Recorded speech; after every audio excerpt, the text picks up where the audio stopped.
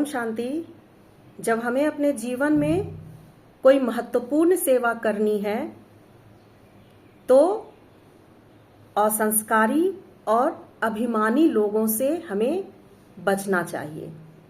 उनके मुसीबतों को हमें टालने का प्रयास करना चाहिए, ना कि उससे उलझना चाहिए। उससे उलझने का मतलब अपने समय को बर्बाद करना।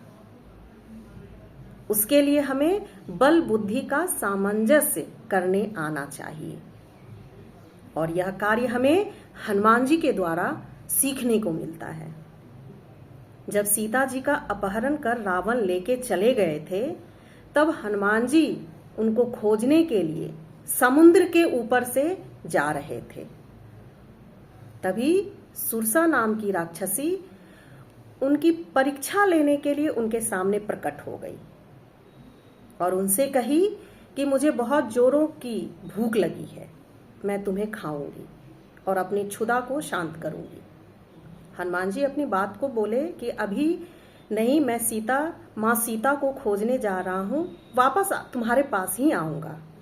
लेकिन सुरसा तो उसका परीक्षा ले रही थी, बोली नहीं, मैं अभी तुम्हें खाऊंगी।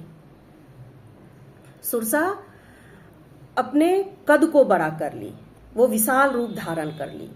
हनुमान जी भी अपने रूप को विशाल कर लिए और यह क्रिया कुछ देर चलती रही दोनों का। फिर यह क्रिया भी शांत हो गई, समाप्त हो गई। सुरसा समुद्र के इतना अपने रूप को कर ली। तभी हनुमान जी छोटा रूप धारण कर उसके कपाल से चक्कर लगा के वापस बाहर आ गए। तो सुरसा उनको कहती है और उन्हें आशीर्वाद देती है कि तुम जिस भी कार्य के लिए जा रहे हो, अपने बल बुद्धि विवेक से तुम उसमें विजय ही हासिल करोगे।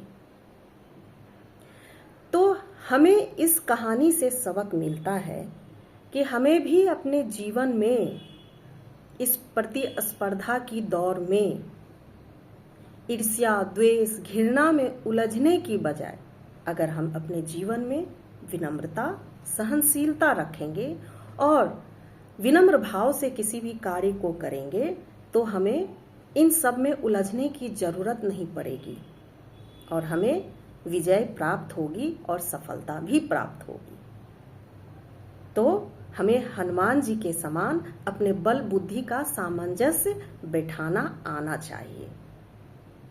तो आज का मंत्र, अपने जीवन में बल बुद्धि का प्रयोग भी विनम्र भाव से करें, न कि अभिमानी और अहंकारी रूप में करें।